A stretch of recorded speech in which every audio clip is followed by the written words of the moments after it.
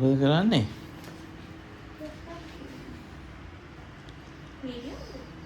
ඔව්. මේ ඔයාලට දෙයක් අමතක වුණා හොඳට මතක් කරන්න. එකක් අමතක වෙලා තියෙනවා ඔයාලට.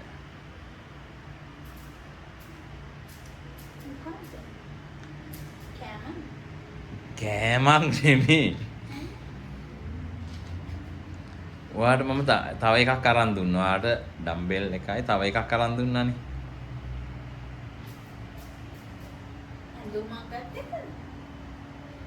නෑ අනේ. හොඳට කල්පනා කරන්නකො මොකක්ද කියන තව ටිකක් තව පොඩ්ඩක් chance එක දෙන්න. මොකක්ද කියන්නේ තෑග්ගක්ද වොච් එකද? නෑ. තෑග්ගක් තමයි ඒක.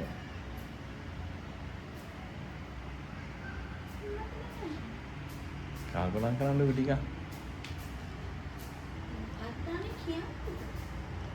කියන්නේ තව චුට්ටක් කල්පනා කරන්න බෑ. අයියෝ මම මේක කියවන්න ඕනේ නෑ කියන්න. හරි එහෙනම් මේක අල්ල ගන්නකො. මේක අල්ල ගන්නකො මම වරපා.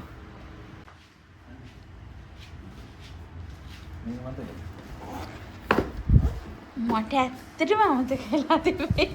මේක මට ඇත්තටම අමතක වුණානේ. වැඩි. හරි ඉතින් අපි ඕක ගෙනාවට පස්සේනේ මේ අමිලයි නැතුනේ ඊට පස්සේ ඒක එහෙම කොහෙද තිබුණේ ඔක මම දැක්කෙත් නෑනේ. මමත් මේ දැන් හම්බුනේ මට. ඇත්තට මේක අමතක වුණානේ. මේක මේ අපේ මහත්තයාට අර මේ කිලෝ 5ක් අඩු කරා කියලා අරන් දීපු තෑගි වල එක අපිට ඒක ඇත්තටම අමතක වුණා. අයියෝ. ඉන්න පුම්බල ගමු ඒක. නේද චෙක් කරන්න තියෙන ටික. මම නම් ඇත්තට මේ බෝලේ ගමු කියලා කිව්වේ පොඩි ජොලි එකට ඉතින්. හදලා දෙන්න. උඹලා දෙන්නම් දැන්. හරි. ඔව් ටක් ගාලා හදලා දෙන්න. ඊපස්සේ ආට ඒක මේ එක්සර්සයිස් කරන්න පුළුවන්. හරි. ඒකේ තියනවද කරනවා? ඉතින් මේ YouTube එකේ ඕන තරම් වීඩියෝස් තියෙනවා. ඔව්. ඒක මං හරි ආසයි ඒ බෝල් එකට. ඉන්න මම උඹලා දෙන්නම්. එයා බෝලේ පුම්බනකල් මම මේ හිටපු පොත ගැන පොඩ්ඩක් කියන්න.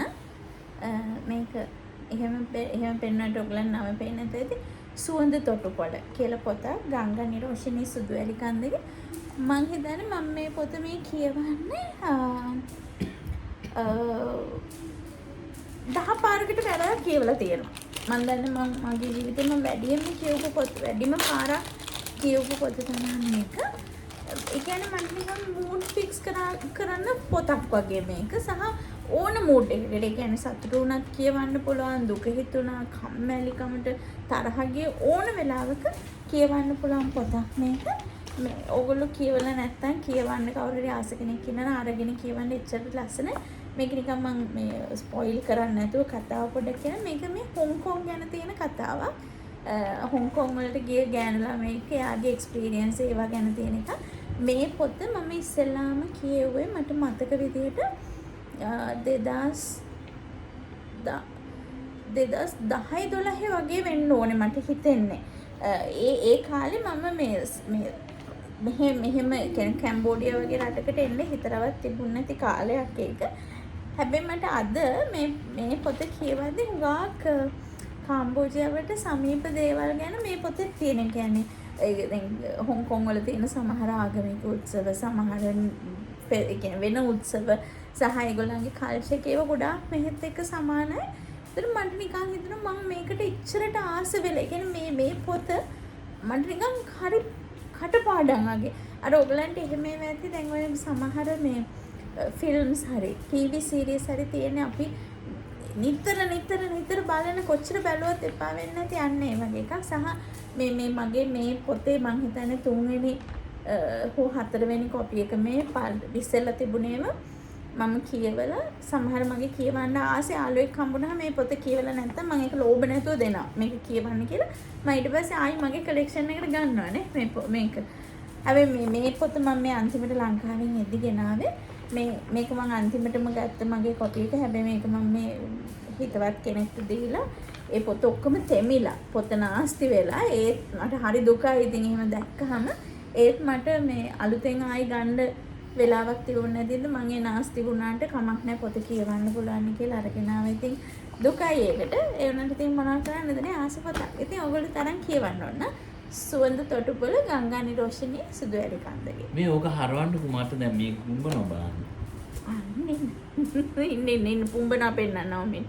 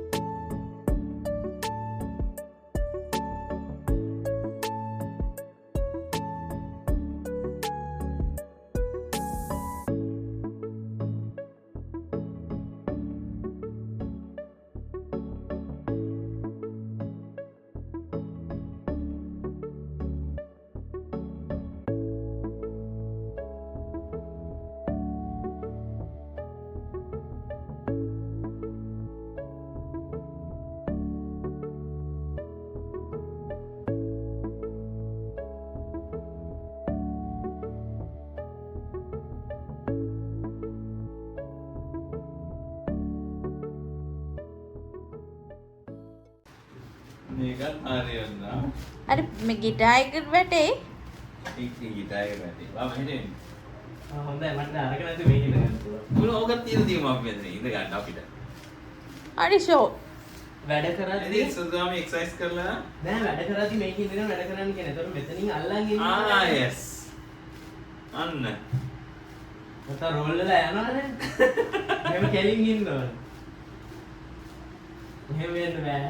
මෙහෙම වෙන්න බෑ. වැටෙනවා. අපි නැති වෙලා ගාම මේව කරන්න යන්න එපා. හරි?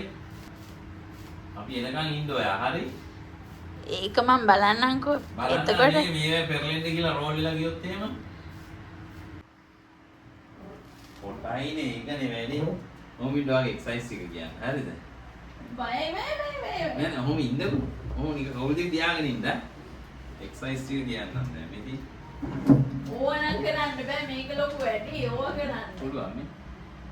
හොඳ කැඩෙනවා වගේ. අම්මෝ ඕවා කරන්න බෑනේ. එහෙම නැතු බෑ ඉතින් මේ. බෑක. මේක ලොකු වැඩි කියලා මම කියන්නේ. බෝල් එක. මෙන්න මෙන්න බෝලයක් කියන්නේ. උලන් අඩු කරන්නත් පුළුවන් හැබැයි ඕන්නා වාට ඕන්නා. මම උලන් අඩු කරොත් පොඩ්ඩක් නිකන් අර මෙන්න එකක් කියනවා මේ. එයා කියනවා මේ මෙහෙම තියනවා නම් ඕකේ. එහෙනම් ගහිනවා නම් ඕකේ. මේ. තමන්නේ මේක බලන්න. ඉඳ ගන්න බෑ. මට බයයි ඒක රෝල් නෑ. මොකද තාත්තේ? අර පුතාගේ බම්පෙන්න ඔය.